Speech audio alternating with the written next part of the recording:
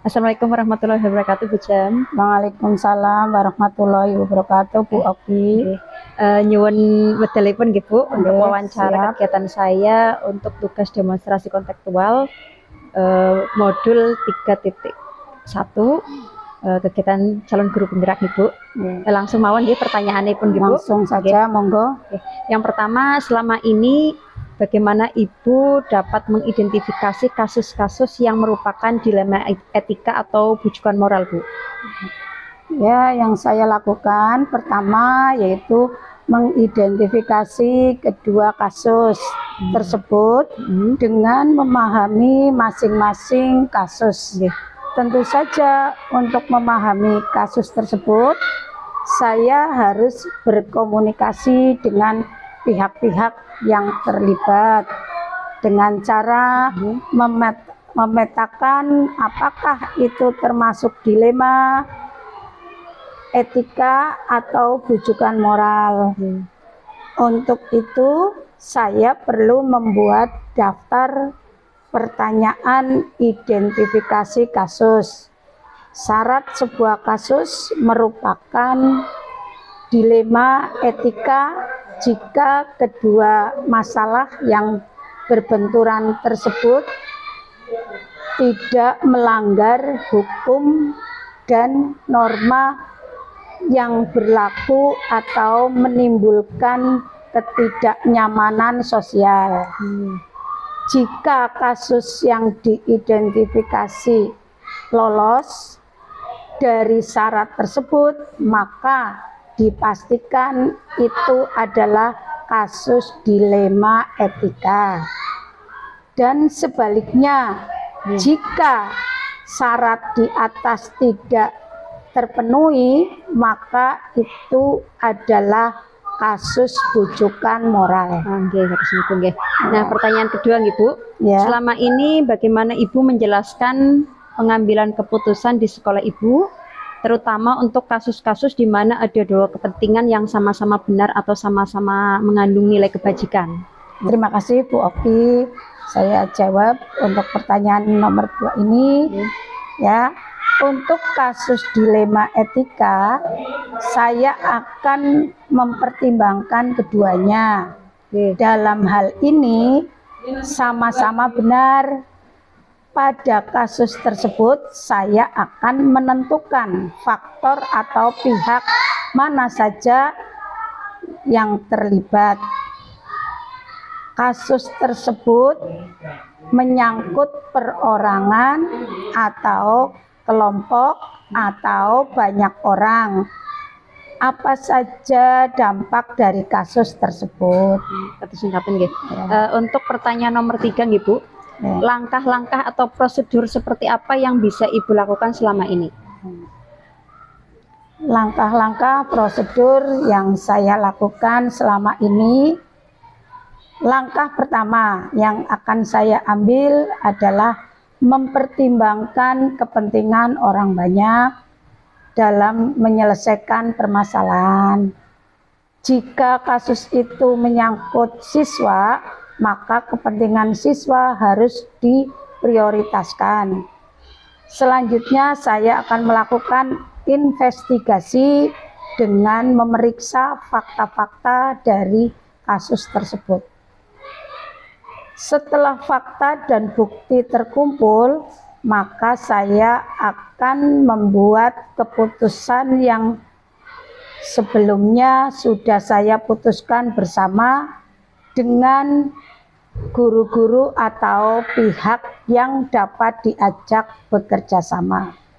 Tak lupa juga saya meminta petunjuk pada Yang Maha Kuasa supaya keputusan yang saya ambil dapat dipertanggungjawabkan kelak nanti. Terima kasih. Nah, untuk pertanyaan yang keempat Bu, hal-hal apa saja yang selama ini Ibu anggap efektif dalam pengambilan keputusan pada kasus-kasus dilema etika? Dalam mengambil keputusan pada kasus dilema etika, maka kasus pengambilan keputusan dengan dilema etika hal efektif yang perlu dilakukan adalah menentukan pokok permasalahan dan menentukan kebijakan apa yang nantinya akan diterapkan. Terus pertanyaan kelima, Ibu. Hal-hal apa saja yang selama ini merupakan tantangan dalam pengambilan keputusan pada kasus-kasus dilema etika? Ya, terima kasih Bu Okti. Ya, saya coba jawab hal-hal yang selama ini merupakan tantangan dalam pengambilan keputusan, terutama pada kasus dilema etika. Dalam pengambilan keputusan, terkadang ada saja pihak yang tidak setuju atau merasa dirugikan. Jika menghadapi hal semacam itu, biasanya saya akan melakukan pendekatan secara intensif untuk mengajaknya berkomunikasi dan memberikan pemahaman sejelas-jelasnya sehingga pihak atau orang tersebut secara perlahan akan menerima dan menjalankan keputusan dengan penuh rasa ikhlas dan tanggung jawab. Motivasi dan pendampingan yang kuat juga akan saya lakukan untuk memantau apakah dia melaksanakan penuh tanggung jawab atau tidak. Begitu deh. Ya. Untuk pertanyaan selanjutnya, pertanyaan ke-6, Ibu. Ya. Apakah Ibu memiliki sebuah tata kala atau jadwal tertentu dalam sebuah penyelesaian kasus dilema etika? Apakah Ibu langsung menyelesaikan di tempat atau memiliki sebuah jadwal untuk menyelesaikannya? Nah, kalau bentuk atau prosedur seperti apa yang Ibu jalankan? Ya.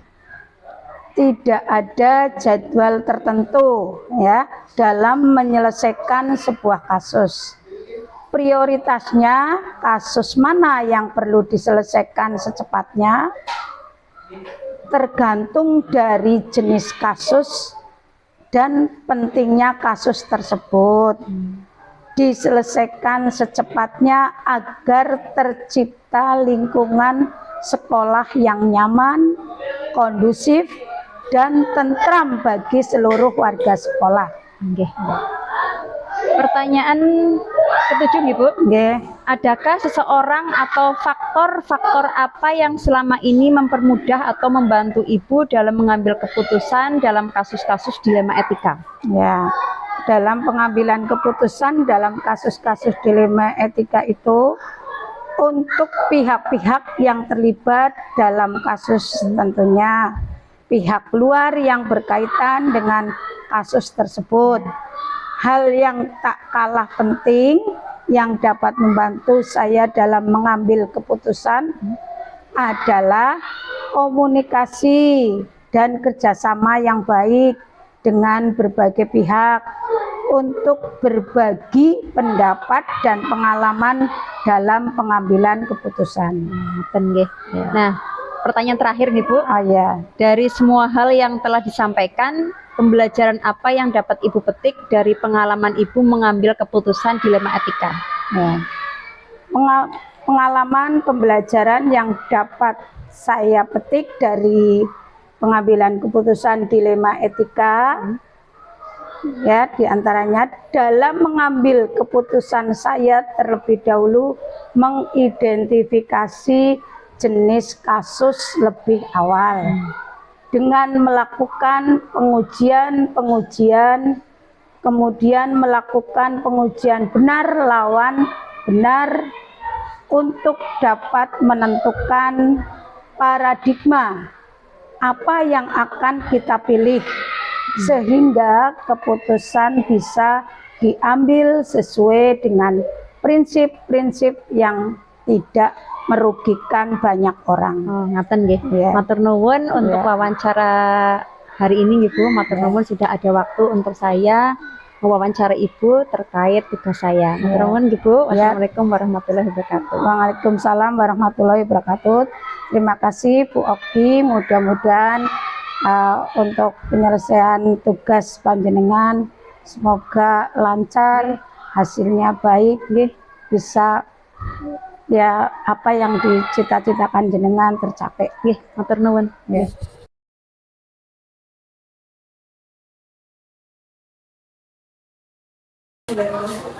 Selamat siang Brenda. Selamat siang. Punten guys, saya di sini kami mewawancarai Ibu terkait tugas saya di Cilebut Bergerak Ibu. Pertanyaan yang pertama langsung saja Ibu.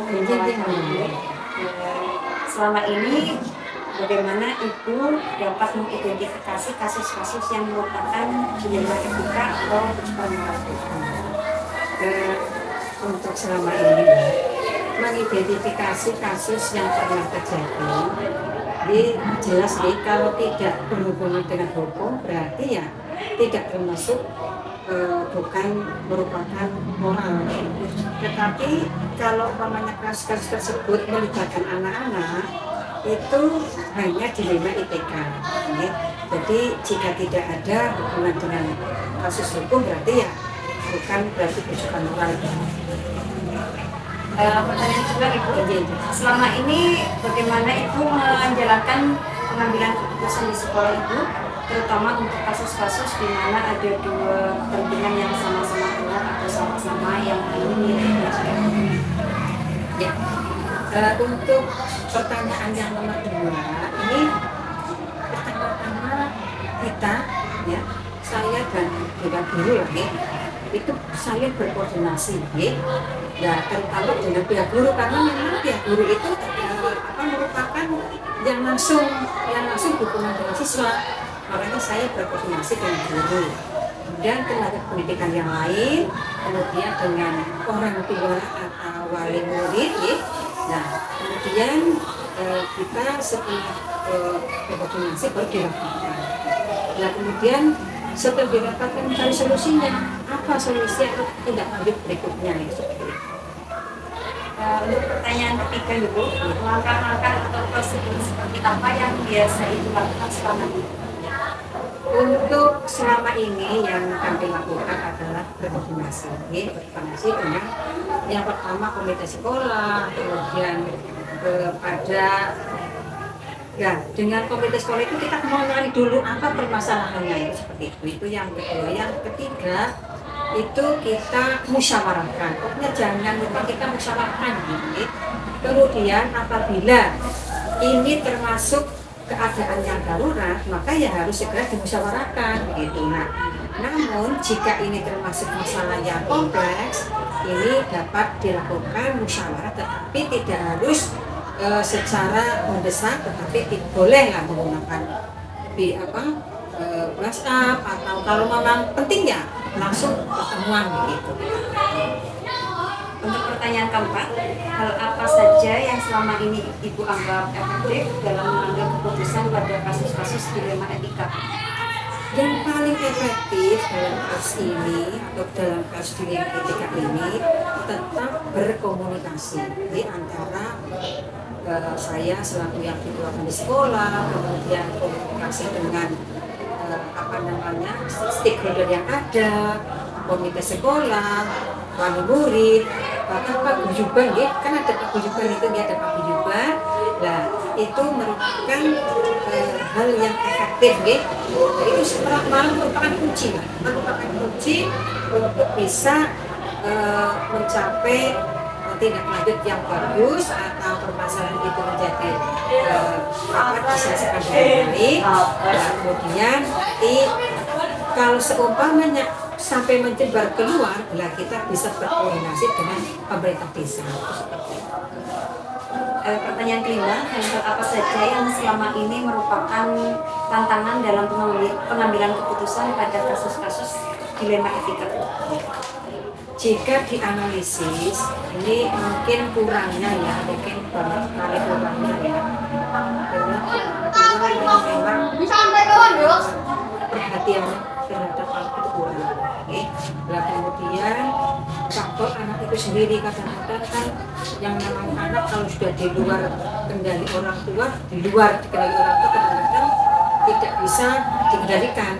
Ya, itu makanya faktor-faktor itu ya tidak hanya faktor dari sekolah saja, dari orang tua, dari anak itu sendiri, dari lingkungan itu juga bisa. Nah, itu merupakan tantangan yang mungkin harus kita selesaikan atau kita tanggulangi lah, istilahnya seperti itu. Untuk pertanyaan keenam, apakah Ibu memiliki sebuah tata krala atau jadwal tertentu dalam sebuah penyelesaian kasus dilema etika? Apakah Ibu juga langsung menyelesaikan di tempat atau memiliki sebuah jadwal untuk menyelesaikannya? Dan bentuk atau prosedur seperti apa yang Ibu jalankan? Ya. Kalau jadwal tertentu, lihat kasusnya dulu, Mbak. Kalau memang kasusnya itu penting, harus juga diselesaikan. Tapi kalau umpamanya kasusnya itu bisa diselesaikan, umpamanya tidak begitu penting lah ya istilahnya, itu bisa kita tidak membuat jadwal bisa. Tetapi kalau umpamanya itu harus ada jeda waktu yang harus tidak segera diselesaikan, kita membuat jadwal. Ada pertemuan yang pertama, nanti bagaimana, dan kedua seperti apa. Pertanyaan ketujuh Ibu, adakah seseorang atau faktor-faktor apa yang selama ini membutuhkan atau membantu Ibu dalam mengambil keputusan dalam kasus-kasus dilema etika? Untuk memudahkan, kalau istilahnya memudahkan, itu kita selalu berhubungan langsung atau selalu berkomunikasi. Yang dilakukan itu, Mbak, saya selalu berkomunikasi, tidak ketinggalan lah gitu. Berkomunikasi dengan siapa saja, dengan stakeholder yang ada, dengan komite sekolah, dengan guru, dengan murid, kita komunikasikan sehingga apapun yang masalahnya pasti insya Allah akan terselesaikan. Pertanyaan terakhir Ibu, dari semua hal yang telah disampaikan, pembelajaran apa yang dapat Ibu petik dari pengalaman Ibu mengambil keputusan dilema etika? Dan sebenarnya ya Mbak, yang namanya membudayakan budaya di lingkungan sekolah ini terkait dengan kasus-kasus itu ya Mbak ya. Kalau memang itu untuk mengambil keputusan itu jangan terburu-buru, ya, dikomunikasikan, kemudian jangan terburu-buru, ambil langkah yang tepat sehingga nanti akan menghasilkan keputusan yang tepat. Seperti itu. Terima kasih Ibu atas waktunya, wawancaranya sudah selesai Ibu. Ibu. Sama-sama terima kasih.